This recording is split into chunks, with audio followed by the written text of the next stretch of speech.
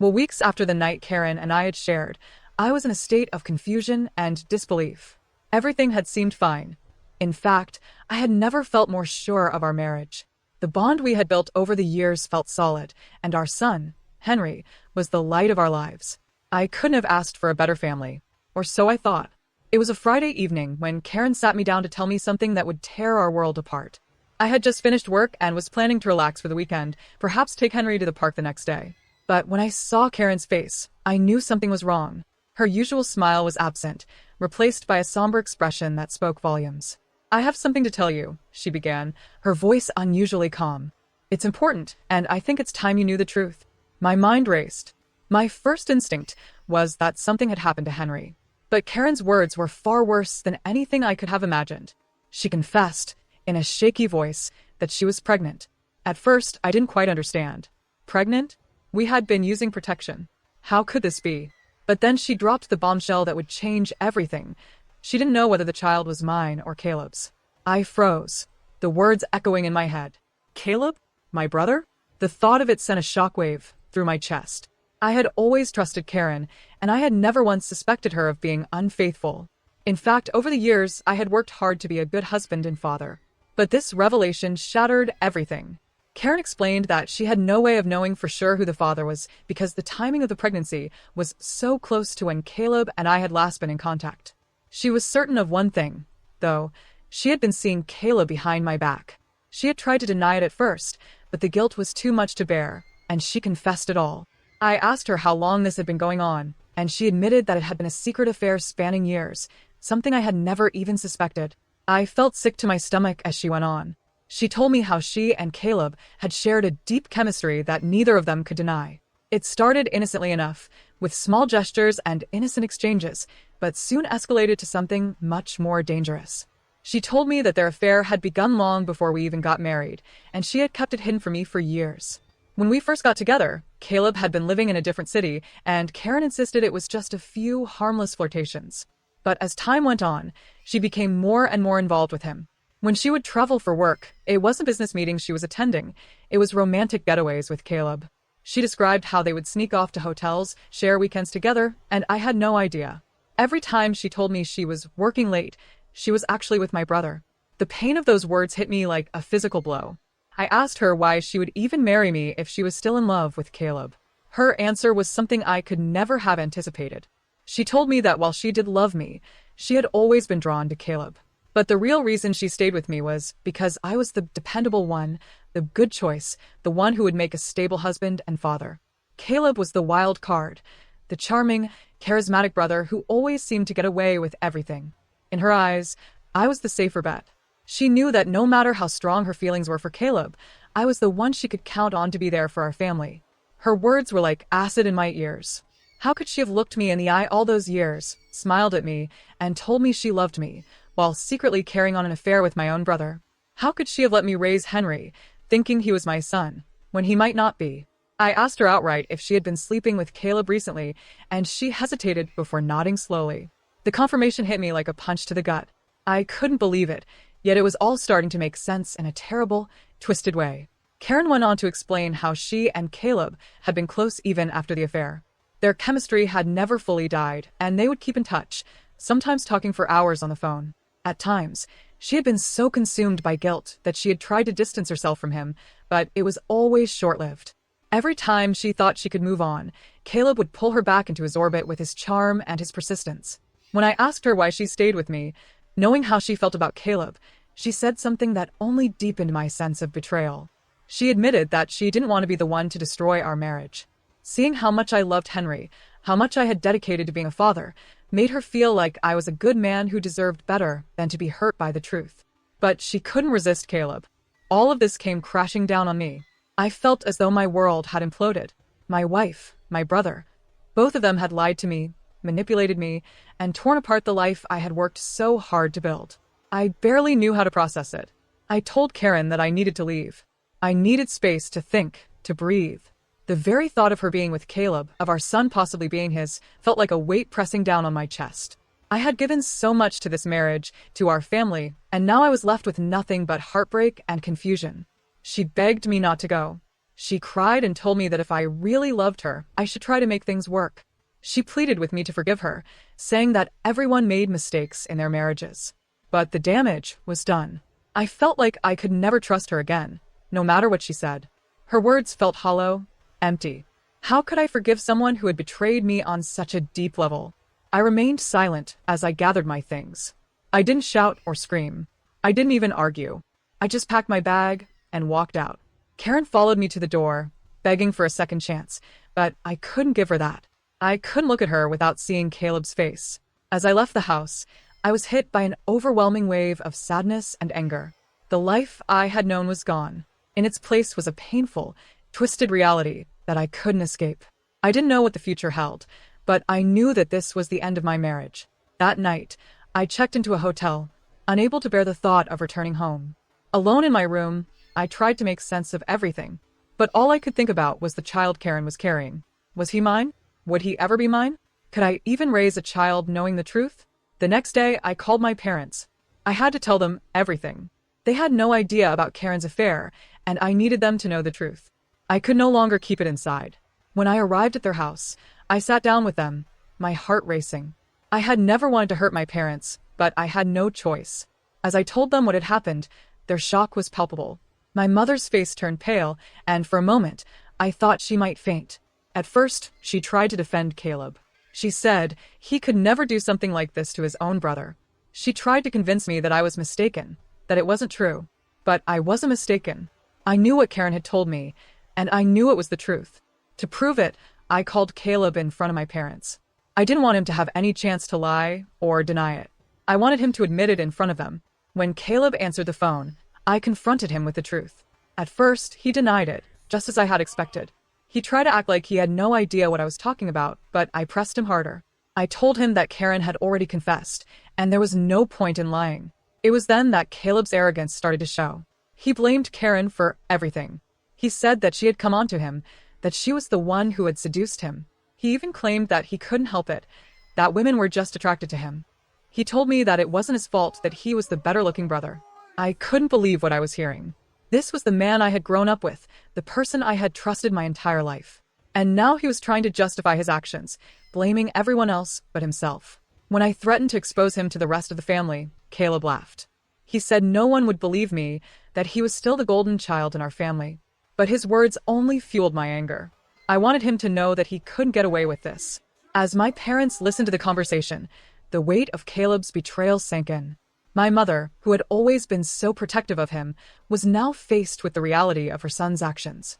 I could see the disappointment in her eyes as Caleb stumbled over his words, trying to explain himself. Finally, my father took the phone from me. He didn't shout or argue. He simply told Caleb that he was ashamed of him and that he needed to leave. Caleb, still defiant, hung up the phone and left the house. My parents and I sat in silence, the reality of the situation sinking in. As I left my parents' house that day, I felt a cold emptiness inside. My marriage was over. My relationship with Caleb was shattered, and the future seemed uncertain, filled with questions that I didn't have answers to. Would I ever be able to forgive Karen? Would I ever trust her again? What about our son? Would I raise him, knowing that he might not be mine? The only thing I knew for sure was that nothing would ever be the same again. After the phone call with Caleb and the confrontation with my parents, I felt like I was living in some sort of nightmare I couldn't wake up from. Everything was spinning, my world was fractured, and yet the pieces continued to fall in ways I hadn't predicted. The truth, ugly, painful, and humiliating, was staring me in the face. I wanted to scream, but the reality was too surreal. I couldn't even cry. My emotions were completely numb, frozen under the weight of betrayal and the painful questions that swirled in my mind. Was I going to be able to forgive my wife? How could I ever look at Caleb again? What would happen to our family?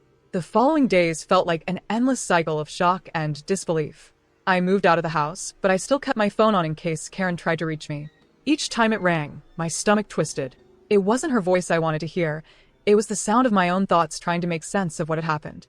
The life I had built with Karen and Henry was no more.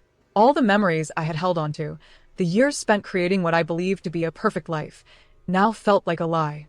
I stayed with my parents for a few days, hoping to find some comfort, some stability in the chaos. But every time I looked at them, I was reminded of Caleb's betrayal, of how much he had hurt me. My mother, always the compassionate one, tried to console me, but there was only so much she could do. My father, on the other hand, was distant and quiet, the weight of everything hanging heavy on his shoulders. His loyalty to his children had always been unwavering, but now I could see the disappointment in his eyes, the silent judgment he couldn't quite hide. The only solace I found during those days was in talking to Henry. He was too young to understand what was happening, too innocent to see the darkness creeping into our family. But in his laughter, in the way he ran to me every time I walked through the door, there was a brief sense of normalcy. He was my light in the darkness, and in that moment, I promised myself that I would protect him from the fallout, no matter what. Karen called several times. Each time, I let it go to voicemail. I knew that whatever she had to say could wait. I wasn't ready to hear her apologies or explanations, not yet. But deep down, I knew that a conversation was inevitable. I wasn't sure if I could ever forgive her, but I owed it to myself and to Henry to understand the full truth. It was the following Tuesday when Karen showed up at my parents' house unannounced. She was standing in the doorway when I opened it, her eyes red and puffy from crying. Her hands were shaking as she held her purse, and I could tell from her expression that she was desperate for forgiveness, for a chance to explain herself. "I need to talk to you," she said, her voice trembling. "Please, just hear me out." I hesitated. Part of me wanted to slam the door in her face. Another part of me wanted to pull her inside and demand that she tell me everything, the whole truth, without any more lies. But I stood there, torn, unsure of what to do next. "Come in," I finally said, stepping aside. As she sat down on the couch, I took a seat across from her, keeping my distance. The silence between us was unbearable, and yet I couldn't bring myself to speak first. I wanted her to say something, to tell me why she had done what she did, but I wasn't sure if I was ready to hear it. "I'm sorry," she began, her voice cracking.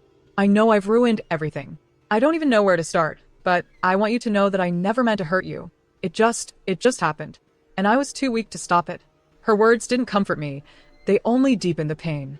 I wanted to shout at her, to ask her how she could betray me like that, how she could betray our family, but something about her brokenness made me pause. She wasn't the woman I had married anymore. She was a stranger sitting in front of me, wearing the same face but hiding a truth I couldn't yet comprehend. "Why, Karen's?" I asked, my voice low and steady despite the storm inside me. "Why Caleb? Why him?" She looked at me for a long time, as though struggling to find the right words. I don't know," she whispered. "It wasn't planned. It wasn't something I wanted, but it happened. It started innocently, like an emotional connection. I felt so alone sometimes, and Caleb was there for me. He listened to me in ways you didn't, in ways I didn't know I needed. And then it just escalated." Her voice trembled as she spoke, but I could see it in her eyes, the shame, the regret, and something else I couldn't place. She had been living in a world of half-truths for so long that I couldn't believe her anymore. "You say it just happened," I continued, my tone sharper now. "But it didn't just happen, Karen. You chose him. You chose to lie to me. You chose to be with him instead of me. And for what? For some emotional connection? Is that really all it was?" She flinched at my words, but there was no denying the truth in them. I was selfish. I didn't think about the consequences. I didn't think about you or Henry. I was so caught up in the fantasy, in the idea that I could have it all, Caleb and you, without anyone knowing. I felt sick to my stomach hearing her admit that, but there was a part of me that knew it had been true all along. Karen had always been someone who sought validation, someone who craved excitement. Caleb, with his charm and his rebellious spirit, had provided that for her. Meanwhile, I had been the steady, dependable husband, someone she could rely on, but perhaps not the man she truly wanted. "You thought you could have both?" I asked, the bitterness seeping into my voice. "You thought I wouldn't notice, that I wouldn't feel the distance between us? All those nights you stayed late at work, all the times you had to run errands? How many of those were lies, Karen?" She lowered her head, unable to look me in the eye. "Too many," she whispered. "Too many lies." "I can't even look at you right now," I said, standing up abruptly. "I don't know if I'll ever be able to look at you again." She stood too, reaching out for me, her hands shaking. "Please don't say that. Please. I love you. I've always loved you. And I regret everything. I've ruined everything, but I want to fix it. I want to make things right." But I didn't know how to respond. The words she was saying didn't match the reality I was facing. She loved me? Maybe once, but not anymore. Not the way she loved Caleb. The truth had been exposed, and no amount of apologies could undo the damage. Karen, I don't know what to say, I muttered, turning away from her. You've broken me. I can't. I can't just forgive you. Not now. Not after everything. Her sobs filled the room as I stepped outside, not knowing where to go or what to do. I walked aimlessly, as though trying to escape the reality of it all. I couldn't outrun the truth, though. The betrayal lingered in every corner of my mind, poisoning my thoughts, clouding my judgment. I didn't return to my parents' house that night. Instead, I drove around, unsure of where I was going. My phone buzzed in my pocket, another message from Karen. She said she loved me. She begged me to come home. But I couldn't go back. Not yet. Not when everything felt like a lie. The next few days were a blur. I took time off work, not because I wanted to, but because I couldn't focus. I couldn't think straight. My mind was consumed with one question. What was I going to do? I couldn't erase the betrayal, and I couldn't rebuild a life with Karen. Not after everything she had done. And yet, I wasn't sure I could walk away from her either. I had invested so much of myself into our relationship, into our family. But then there was Henry. What about him? He was the only thing that grounded me, the only thing that kept me from losing myself completely. He was mine, my son, the child I had raised. He deserved better than this. He deserved stability, love, and a family that wasn't torn apart by lies. The truth was, I wasn't just torn between Karen and Caleb. I was torn between the life I had always known and the man I had become. Could I really move on? Could I forgive them? Would I ever heal from this betrayal? The only thing I knew for sure was that I had to face the future, whatever it held. I had to confront the consequences of their actions, for my sake and for Henry's. The truth was out there, and now I had to decide what to do with it. Thank you for watching this video. Don't forget to subscribe and hit notification bell to stay updated.